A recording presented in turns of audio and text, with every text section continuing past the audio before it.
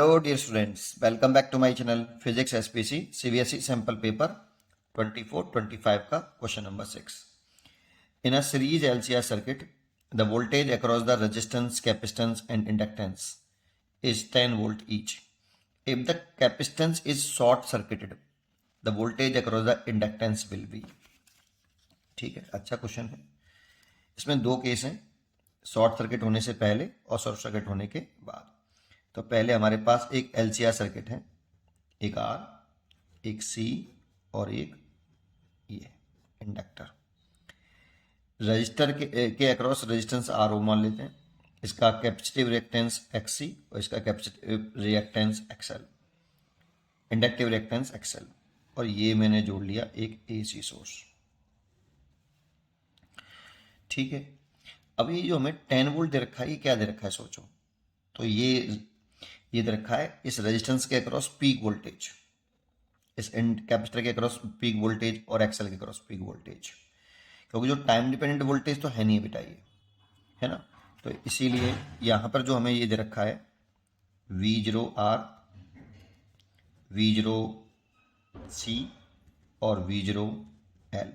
जो बुक्स में दे रखा होता है ना VR, VC, VL, ये एक्चुअल में पीक वोल्टेज होते हैं.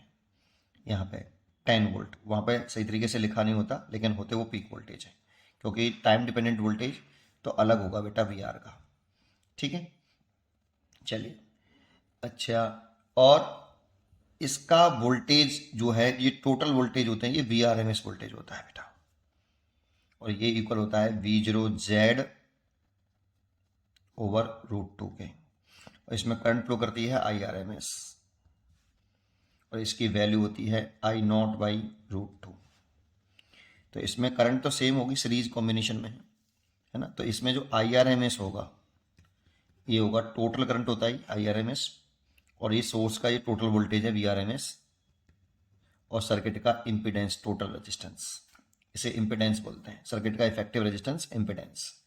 हियर जो इम्पीडेंस है इस सर्किट का Z, ये रूट के अंदर R² plus XL minus XC का होल स्क्वायर.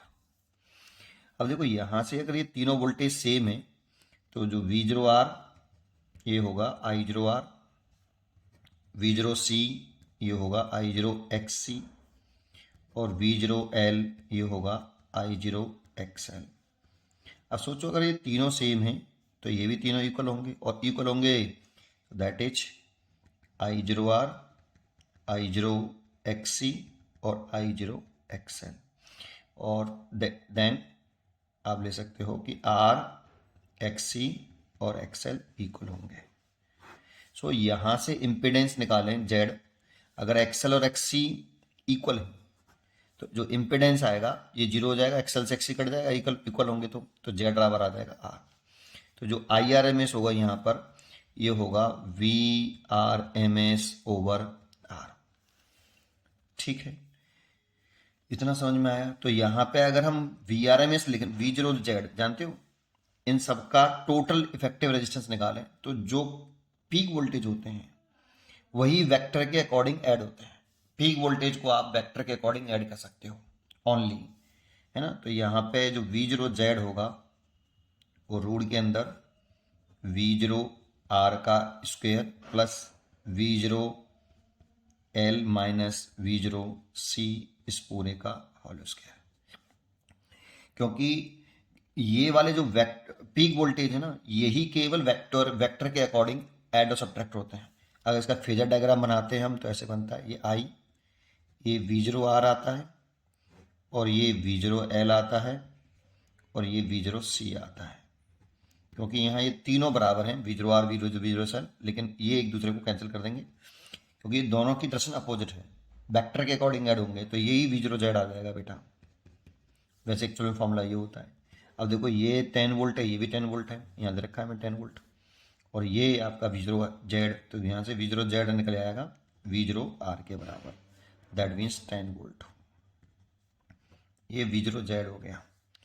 अब यहाँ से अगर आप निकालना चाहें VRMS सर्किट, इस AC सोर्स का टोटल वोल्टेज, इसे virtual voltage root mean square voltage बोलते हैं, ये वर्चुअल वोल्टेज होता है सर्किट का।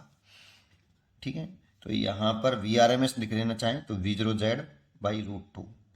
ठीक है, ये V0Z है आपका 10, तो 10 बाई √2 वोल्ट। अब सेकंड केस में क्या कहा है उसने, सेकंड केस में कहा है कि अगर हम कैपेसिटर को शॉर्ट सर्किट कर दें, कैपेसिटर को क्या कर दें, शॉर्ट सर्किट कर दें, तो देखो VRMS वोल्टेज तो यही रहेगा, मैंने सोर्स थोड़ी चेंज किया है, सोर्स नहीं चेंज किया तो सोर्स तो यही रहेगा 10 VRMS। इसको मैंने शॉर्ट सर्किट कर दिया, मतलब इस तरह से किसी एक जीरो रेजिस्टेंस के वायर से मैंने जोड़ दिया। अब जो करंट यहाँ से आएगी, अब ये इसका पोटेंशियल सेम हो गया, तो इसमें कोई करंट नहीं जाएगी, दैट मीन्स ये यूजलेस हो गया बेटा आपका। अब करंट ऐसे जाएगी, ऐसे और ऐसे और ऐसे। ठीक है, ये R ओम है और ये XL ओम है।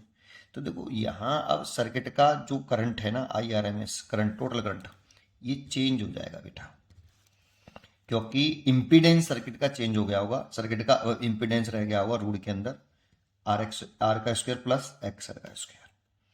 रीजन, क्योंकि इसमें ये रेजिस्टेंस यूजलेस हो गया, इसमें कोई करंट नहीं जा रही, तो इसमें से XC आप हटा दो तो इतना। तो जब Z चेंज होगा तो IRMS VRMS चेंज नहीं हुआ है, वो सर्किट का जो अप्लाइड वोल्टेज हमने लगाया था उसमें कोई चेंज नहीं है, ये तो वही है, केवल Z चेंज हो गया बेटा, नया Z डैश। Z चेंज हो गया तो करंट भी चेंज होगा, तो करंट चेंज हुआ होगा। ठीक है, तो Z कितना हो गया बेटा, XL और R तो बराबर है बेटा हमारे, तो इस वाले केस में ये 2R स्क्वायर, मैंने XL की जगह पे R लिख दिया, तो 2R square that means R√2।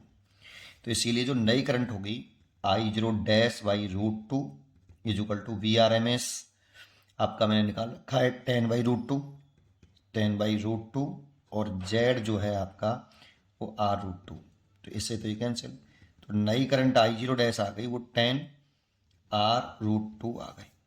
अब हमसे इसके अक्रॉस वोल्टेज पूछा है, दैट मीन्स पीक वोल्टेज पूछा है, जैसे पीक वोल्टेज दे रखे थे यहाँ पे, तो वही पीक वोल्टेज पूछा होगा, तो V0L बराबर I0 XL, लेकिन करंट चेंज हो गई, I0 डैश लिखेंगे, अब करंट चेंज हो गई होगी, तो इसीलिए I0 डैश की वैल्यू है 10 बाई R√2, और XL R के बराबर है, तो इसे cancel, that means 10 by √2 volt, इतना होगा आपका। तो इसीलिए इसकी जो चॉइस होगी वो C चॉइस इज करेक्ट। उम्मीद करता हूँ कि आपको ये जरूर समझ में आया होगा, पढ़ते रहिए और खुश रहिए।